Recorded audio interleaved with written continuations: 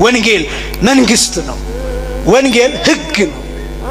ወንጌል መኖሪያ ነው። ቀልድ አይደለም፣ ተራ ነገር አይደለም። ወንጌል የሚሰበከው ህይወት እንዲሆን፣ እንድንለወጥበት፣ እንድንኖርበት የህይወት ፕሪንሲፕል እንዲሆን፣ መርህ እንዲሆን እንጂ እንዲቀለድበት አይደለም። መደነቂያና መደናነቂያ አይደለም ወንጌል። መሽቀርቀሪያ አይደለም ወንጌል።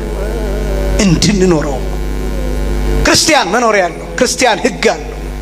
ክርስቲያን የራሱ የሆነ ስርዓት አለው። ከሌላው ከዓለም ጋር ማይጣላበት፣ ዓለምን አክብሮ የሚኖርበት። ይኸውላችሁ ክርስትና ዓለምን አይገጭም። ዓለም ነው ክርስትናን የሚያሳድደው። ክርስትና ዓለምን አያሳድድም። ዓለም ነው ክርስትናን የሚያሳድደው። በደንብ ልብ በሉ። ክርስትና ከዓለም ጋር አይጋጭም። ዓለም ነው ከክርስትና ጋር የሚጋጨው። ክርስትና ዓለምን ያከብራል። ክርስትና ሰውን ያከብራል። ክርስትና ለህግ ይታዘዛል። ክርስትና ለህግ ይመራል። ክርስቲያን መሪውን ያከብራል። ክርስቲያን አባቶችን ያከብራል። ክርስቲያን አይሳደብም። ክርስቲያን ክፉ ቃል አይወጣም። ክርስቲያን ለሰዎች አይጎረብጥም። ክርስቲያን ለሌሎች የተመቸ ነው። ክርስቲያን ብርሃን ነው። ክርስቲያን ጨው ነው። ክርስቲያን የሰዎችን ህይወት የሚያጣፍጥ አልጫ የሆነውን ዓለም የሚያጣፍጥ። ይሄ ለሐዋርያት ብቻ የተነገረ እንዳይመስላችሁ።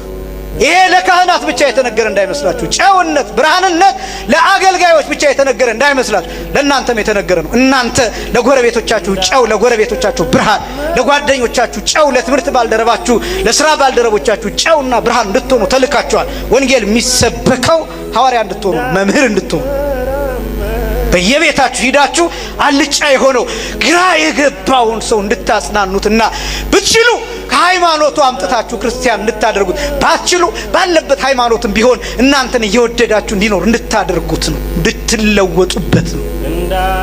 በሰውየው ህይወት ውስጥ እንደ ጨው እየማማችሁ የሰውየውን ህይወት እንድታጣፍጡት ነው ወንጌል የሚሰበከው። ለዚህ ክርስቲያን ማለት እንደሱ በቃሉ የሚኖር ማለት ይሄ እግዚአብሔር የሰጠው ቃል፣ ጌታ የሰጠው ቃል ይህንን የሚያሳይ ነው።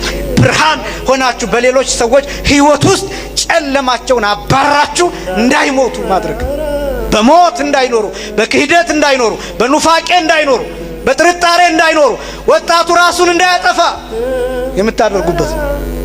ለምን ይመስላችኋል? ሌሎች ብዙዎች ራሳቸውን እያጠፉ ያሉት፣ ብዙ ወጣቶች ራሳቸውን እየገደሉ ያሉት ለምን ይመስላችኋል? ተስፋ መሆን ስላቃተን፣ ለጎረቤቶቻችን ተስፋ መሆን ስላቃተን